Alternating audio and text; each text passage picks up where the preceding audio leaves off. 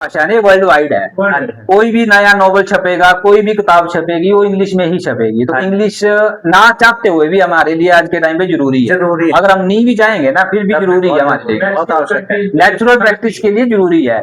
आपने higher education में अगर कहीं जाना है तो वहां पे आपको बिना इंग्लिश के हमारा गुजारा नहीं है गुजारा।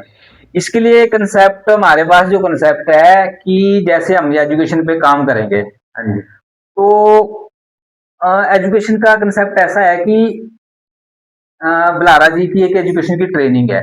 अगर वो लगेगा तो मैं आपको लिंक दूंगा, आप मेरे को नंबर दे देना, मैं उसमें आपको भेजूंगा। आप उसको एक देखना और उसके नोट्स बनाने पड़ते हैं, मैं सारा आपको डाटा दूंगा। एक तो कर लेना जो मतलब एजुकेशन में इंटरेस्ट आदमी है। सेकंड उसमें ये आया जाता है कि जो एजुकेशन है ना, एजुकेशन सबके लिए जरूरी है, लेकिन हर बच्चा पढ़ने के लिए भी नहीं बना है। हाँ जी। अब जैसे जैसे हम जितने भी साथी बैठे हैं ना, मेरे को नहीं लग रहा है कि अगर हम यहाँ पे 15 लोग बैठे हैं या 20 लोग बैठे हैं, उसमें से जो पढ़ने वाले लोग हैं ना वो 4 या 6 ही होंगे। हाँ जी।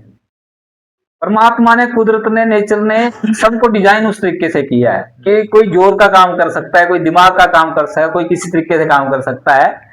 तो जो आपका कंसेप्ट है कि इंग्लिश वाला, उस कंसेप्ट के ऊपर भी जैसे अगर ये काम करेंगे हम लोग, अगर इस इंग्लिश उसके ऊपर हम जब स्कूल एजुकेशन में जब काम करेंगे तो इसके लिए हम स्पेशल टीचर डिजाइन करेंगे हाँ जी। कि उनको सिंपल भाषा में बच्चों को, उनको कहने का मतलब मेरा भी यही है ना जी, जो इंग्लिश बोलते हैं ना, उसकी हिंदी लैंग्वेज उनको पता नहीं भी हिंदी में क्या शब्द इसका मतलब क्या निकले, क्या मतलब हाँ है। तो वो भी एक तरह हिंदी ही ना, बिल्कुल है, तो वही भाषा ही है। क्या भाई हमारे को ना उसी अनपढ़ता में रखा जा रहा है। अभी जो स्कूल में जो टीचर है ना, आज के टाइम पे उसको मतलब है अपनी सैलरी से, ये सच्चाई है। हाँ जी।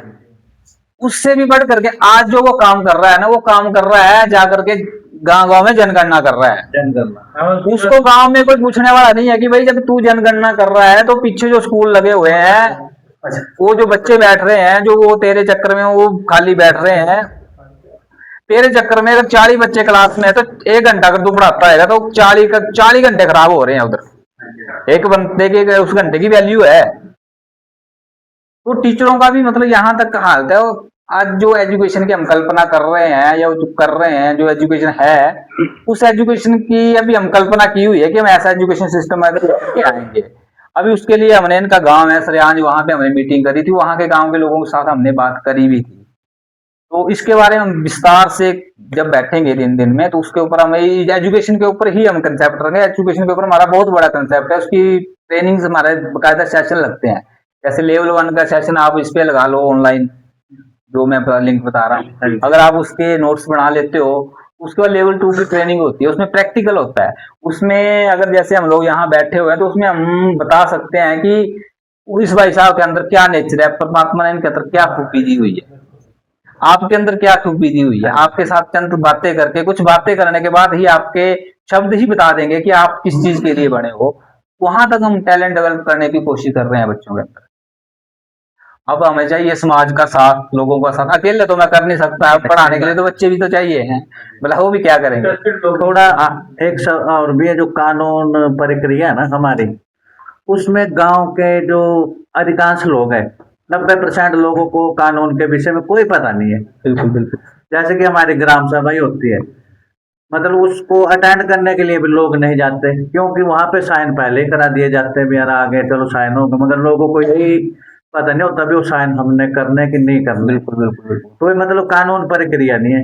जब तक आज तक मैं आपको अपनी बात बताऊं कि मैंने सरकार से ना कम से कम कोई 12 लाख रुपए का फायदा अपने लिए लिया खुद, मगर मेरे गांव के भाई बंधु ऐसे भी है कई जिनको 10 रुपए का फायदा, क्योंकि उनको कानून की प्रक्रिया का पता नहीं।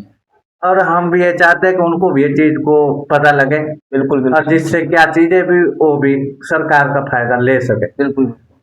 तो कुछ चीजें ये भी हमारे ना, जिसके लिए हम लोगों को समझा भी सकते हैं। बिल्कुल। इसके लिए ही जैसे आप बोल रहे हो ना कि कानून की नॉलेज होना जरूरी है हर आदमी को, अपने हक हकूक अधिकारों का पता होना चाहिए आदमी को। तो ये बहुत जरूरी चीज है। जो ग्राम सभा का आपने कंसेप्ट उठाया, तो ग्राम सभा, इससे पहले अगर मैं बोलूं मोर्चे जुड़ने से पहले मेरे को भी नहीं था पता, हमारे भी वही ऐसा आज भी चल रहा है।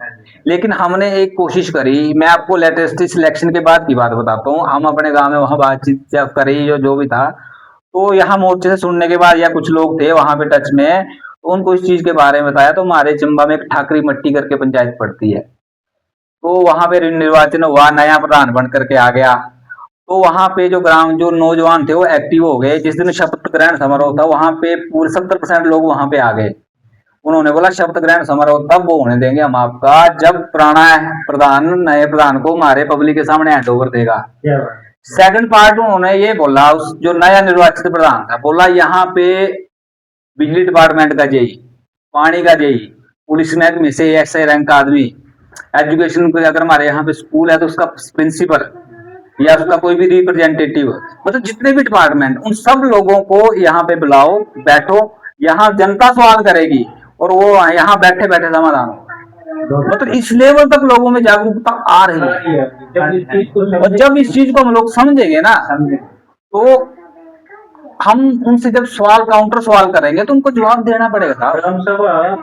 पार्लियामेंट से भी बड़ी एक ये बोलते हैं ना विधानसभा ना लोकसभा, सबसे बड़ी ग्राम सभा। ग्राम सभा पार्लियामेंट को आदेश दे सकती है, देती आई है।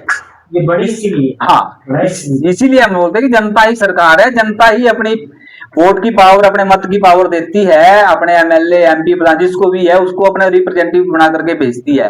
तो इसलिए भेजा जाता है कि वो हमारे लिए काम करे, ना कि हमारे खिलाफ काम करे।